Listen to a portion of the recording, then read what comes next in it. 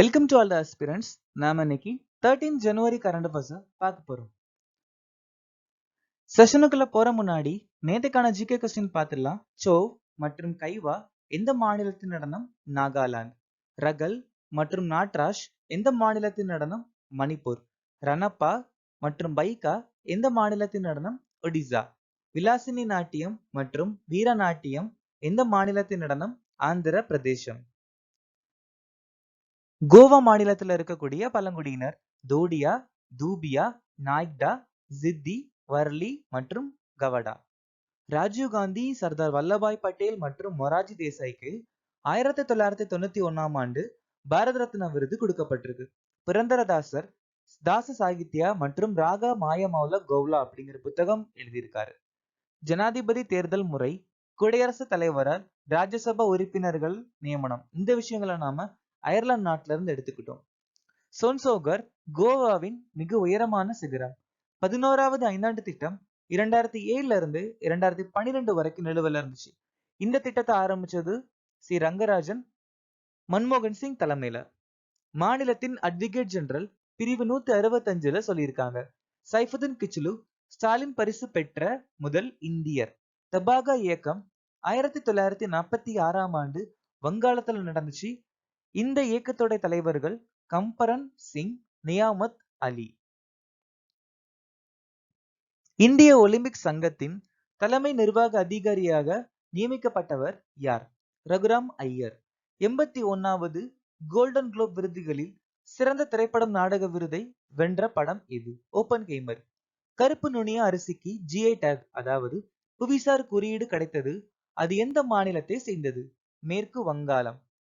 Hydro carbon துறை ஒத்துழைப்புக்கான புரிந்துணர்வு ஒப்பந்தத்தில் இந்தியா எந்த நாட்டுடன் கையெழுத்திட்டது? கயானா. சமஸ்கிருதிகே ஆயாம் என்ற புத்தகத்தை எழுதியவர் யார்? மனோரமா மிஸ்ரா. மகாராஷ்டிராவின் முதல் பெண் டிஜிபி யார்? Rashmi Shukla. Manuela Roka Botey Equatorial Guinea நாட்டுடைய முதல் பெண் பிரதமர். Michele Bullock. Reserve bank of ஆஸ்திரேலியாவின் முதல் பெண் governor Lisa Franchetti. America கடற்படையின் முதல் பெண் தலைவர் மனிஷா பதி. இந்திய விமானப்படையிலிருந்து முதல் இந்திய பெண் உதவியாளர் டிக் கிராஃப். காஞ்சன் தேவி இந்திய வனவியல் ஆராய்ச்சி கல்வி கவுன்சிலின் முதல் பெண் தலைவர். ஸ்கைட்ராக்ஸ் விருதுகளில் 2023ஆம் ஆண்டுக்கான உலகின் சிறந்த விமான நிலையம் விருதை வென்ற விமான நிலையம் இது? சிங்கப்பூர்ல இருக்கக்கூடிய சாங்கி விமான நிலையம் இந்த ரீசன்ல இந்த விருது வாங்கியிருக்கு. இந்த பட்டியலையும் முதல் இடத்தை பிடிச்சிருக்கு. இண்டிகோ இந்தியாவில் சிறந்த குறைந்த கட்டண விமான நிறுவனம் மற்றும் தெற்காசிய விருது 2023 வாங்கியிருக்கு. கொச்சி சர்வதேச விமான நிலையம் கோவிட் சாம்பியன் விருது வாங்கியிருக்கு. இந்திரா காந்தி சர்வதேச விமான நிலையம் ஸ்கைட்ராக்ஸ் உலக விமான நிலைய விருதுகளின் படி 2023 இந்திய மற்றும் தெற்காசியாவில் சிறந்த விருது வாங்கியிருக்கு. இந்திரா காந்தி சர்வதேச விமான நிலையம் உலகின் 10வது பரபரப்பான விமான நிலையம் அப்படிங்கிற பேரும் வாங்கியிருக்கு. கோவா சர்வதேச விமான நிலையம் சிறந்த நிலையான கிரீன்ஃபீல்டு விமான நிலைய விருது வாங்கியிருக்கு. 2023ஆம் ஆண்டில் பெண்களுக்கான சிறந்த இந்திய நகரமாக உருவான நகரம் எது? சென்னை முதலிடத்தை பிடிச்சிருக்கு. அதாவது million plus category, million plus மக்கள் தொகை இருக்கக்கூடிய இடத்துல சென்னை முதலிடத்தை பிடிச்சிருக்கு. பெண்களுக்கான சிறந்த இந்திய நகரம், அதாவது பெண்கள் வேலை பார்க்கறதுலும் சரி, பெண்கள் வாழ்ற இடத்துலயுமே முதலிடத்தை பிடிச்சிருக்கு. 2023ல இந்தியாவின் முன்னணி மின்னணு ஏற்றுமதியாளர் தமிழ்நாடு. கேரளா மற்றும் கோவா 5வது மாநில உணவு பாதுகாப்பு குறியீடுல முதலிடத்தை பிடிச்சிருக்கு. இந்தியாவில் அதிக எண்ணிக்கையிலான புற்றுநோய்கள் இருக்கக்கூடிய மாநிலம் உத்தரப்பிரதேசம். என்சிஆரின் படி இந்தியாவில் பாதுகாப்பான நகரம் கொல்கத்தா. இந்தியாவில் 2023 வாழ தகுதியான நகரம் ஹைதராபாத். அது மட்டும் இல்லாம உணவு கலப்பட வழக்குகளில் முதலிடத்தையும் பிடிச்சிருக்கு ஹைதராபாத். எந்த நாள் உலக ஹிந்தி தினமாக அனுசரிக்கப்படுகிறது? வருஷந்தோறும் ஜனவரி மாசம் 10ஆம் தேதி நாம உலக ஹிந்தி தினம் அனுசரிக்கிறோம். இந்த வருஷத்துக்கான மைய கருத்து இந்தி பிரிட்ஜிங், பாரம்பரிய அறிவு மற்றும் செயற்கை நுண்ணறிவு. சோ நம்ம ஏன் ஜனவரி 10ஆம் தேதிய உலக ஹிந்தி தினமா அனுசரிக்கிறான். அதுக்கு ஒரு காரணம் இருக்கு. நம்ம முதல் முறையா UNGA, அதாவது யுனைடெட் நேஷன் ஜெனரல் அசம்பிளி, ஐநா பொது சங்கம், இந்த சங்கத்துல முதல் முறையா ஹிந்தி மொழிய பேசினது ஜனவரி 10, 1949ஆம் ஆண்டு. டிசம்பர் 9 சர்வதேச ஊழல் எதிர்ப்பு தினம். டிசம்பர் 10 மனித உரிமைகள் தினம்.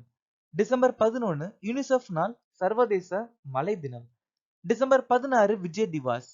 டிசம்பர் 18 சர்வதேச புலம்பெயர்ந்தோர் தினம், சிறுபான்மையினரின் உரிமை தினம். ஜனவரி 4 உலக பிராய்லி தினம். ஜனவரி 8 பூமியின் சுழற்சி நாள். இந்த மாநில அரசு யோகஸ்ரீ திட்டத்தை அறிமுகப்படுத்தியது. இந்த திட்டத்தை அறிமுகப்படுத்தின மாநிலம் மேற்கு வங்காளம். இது யாருக்காக அறிமுகப்படுத்தப்பட்டது அப்படின்னு கேட்டா,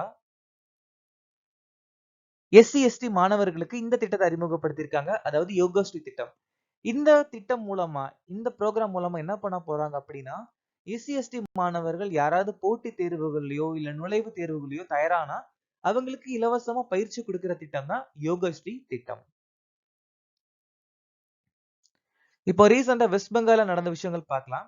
வெஸ்ட் பெங்கால் அப்படிங்கிற மாநிலம் சட்டமேலவையை உருவாக்கியிருக்காங்க. அதாவது லெஜிஸ்லேட்டிவ் கவுன்சில். சஸ்திய சதி திட்டம் மற்றும் தியர் ரேஷன் திட்டம் அறிமுகப்படுத்தியிருக்காங்க. கொல்கத்தா தான் முதல் மெட்ரோ நகரம். மக்கள் பல்லுயிர் பதிவேட்டை வெளியிட்டிருக்காங்க.